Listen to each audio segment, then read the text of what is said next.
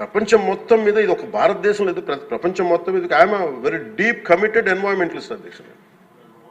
నేను రియల్ లైఫ్లో వాడటానికి వంద ఆలోచిస్తాను.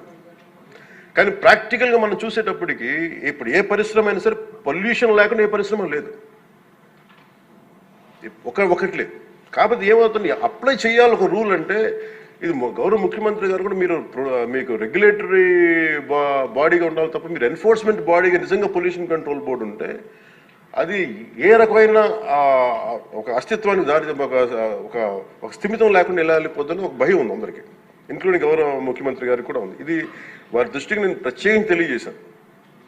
సో అది ఒక నామ్లో అదొక పరిగణలోకి తీసుకున్న అధ్యక్ష. అలాగే వీఆర్ వెరీ కమిటెడ్ ఫర్ ఇది ఒక ఆంధ్రప్రదేశ్ రాష్ట్రానికే కాదు, ఎంటైర్ మన భారతదేశానికి సంబంధించి కానీ ప్రపంచానికి సంబంధించి మన అందరి బాధ్యత ఇది మనందరి బాధ్యత. అలాగే పారిశ్రామికవేత్తల బాధ్యత కూడా ఉంది.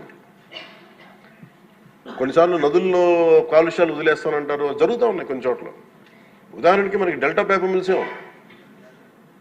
మనకి భీమవరం డెల్టా పేపర్ మిల్స్ మొత్తం అసలు కూర్చోబెట్టి ఒక బలమైన పంట కాలం నాశనం అయిపోయినాయి. అది మీ దృష్టిలో ఉంటుంది, మీకు తెలుసు.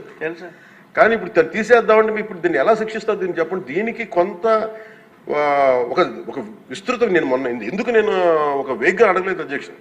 నేను ఎందుకు ఒక రోజు ప్రత్యేకించి దీని మీద మీరు చర్చ పెట్టాలని ఎందుకన్నానంటే ఇలాంటివన్నీ గౌరవ సభ్యులు లేవనెత్తింది దాన్ని ఖచ్చితంగా